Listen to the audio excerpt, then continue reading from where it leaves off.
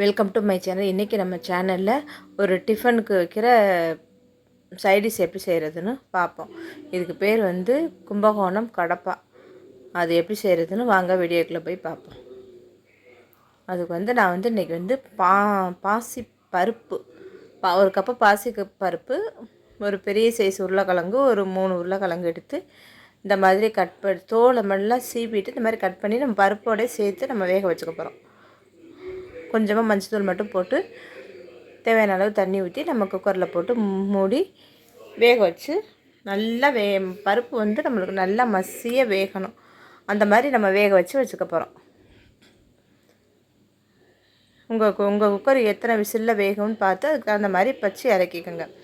அதுக்கப்புறம் நம்ம எப்பவும் போல் தாளித்து விட வேண்டியதான். ஒரு கடாயில் எண்ணெய் ஊற்றி எண்ணெய் காஞ்சதும் நான் வந்து பட்டை 2 துண்டு பட்டை, பிரியாணி இலை மட்டும் போட்டிருக்கேன், கொஞ்சம் சோம்பு போட்டு பொரிஞ்சதும் நான் ஒரு மீடியமான சைஸு வெங்காயம் 2 வெங்காயத்தை நைஸாக கட் பண்ணி எடுத்து வச்சுருக்கேன்.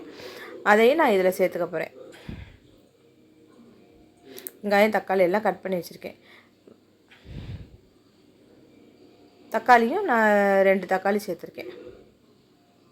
பெரிய வெங்காயத்தை போட்டு வெங்காயம் நல்லா வதங்கினதுக்கப்புறம் நம்ம தக்காளியை சேர்த்துக்க போகிறோம். நல்லா வெங்காயத்தை நம்ம இந்த எண்ணெயில் நல்லா வதக்கிக்கணும்.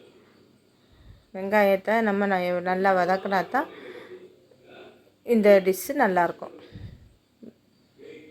வெங்காயம் நல்லா வதங்கினதுக்கப்புறம் நம்ம தக்காளியை போட்டு தக்காளி வதங்கிறதுக்கு உப்பு போட்டு நம்ம வதக்கி எப்பவும் போல் எடுத்து வச்சுக்க வேண்டியதுதான்.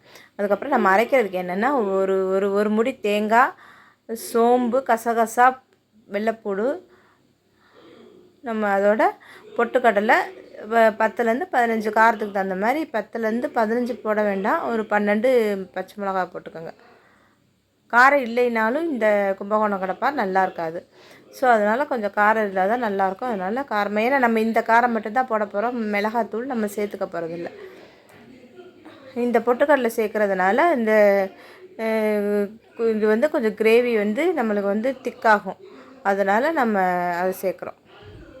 இங்கிட்டு வெங்காயம் நல்லா வதங்கிடுச்சு. வதங்கினோடனே நான் தக்காளியும் சேர்த்து, தக்காளி வதங்கிறதுக்கு நம்ம சேனலில் எப்போவும் சொல்கிறது தான் உப்பு, கல் உப்பு போட்டு வதக்கினோம்னா நல்லா வதங்கிடும். நம்ம இந்த டிஷ்ஷுக்கு தேவையான உப்பை இந்த இடத்துல நம்ம சேர்த்துக்கலாம்.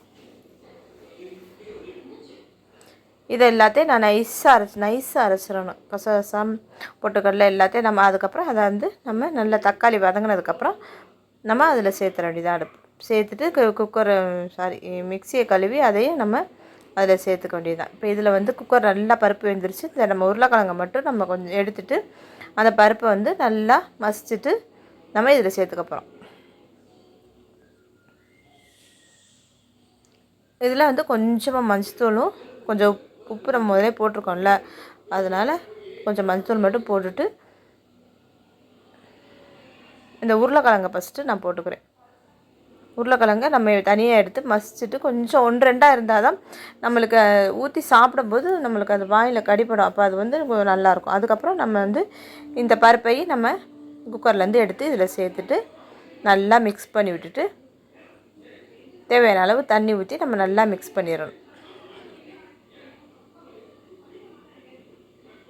நல்லா மிக்ஸ் பண்ணிக்க வேண்டியதுதான். இந்த இடத்துல நம்ம உப்பு காரம்லாம் போதுமானு பார்த்துக்கணும்.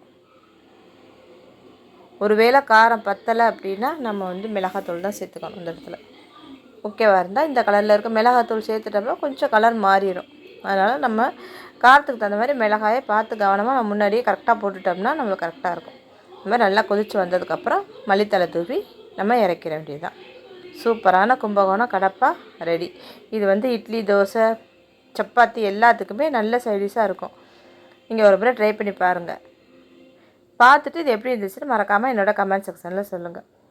நம்மளோட சேனலுக்கு இது வரைக்கும் எல்லோரும் நல்லா ஆதரவு தந்திருக்கீங்க. இதே மாதிரி இன்னும் அடுத்தடுத்து வர எல்லா சேனலுக்கும் ஆதரவு தரணும்னு கேட்டுக்கிறேன். நம்மளோட சேனலை சப்ஸ்கிரைப் பண்ண மறந்துடாதீங்க. கமெண்ட் பண்ணுங்கள். கமெண்ட் பண்ணினா தான் ஏதாவது தவறுகள் இருந்தாலும் நம்ம திருத்திக்கலாம். தேங்க்யூ.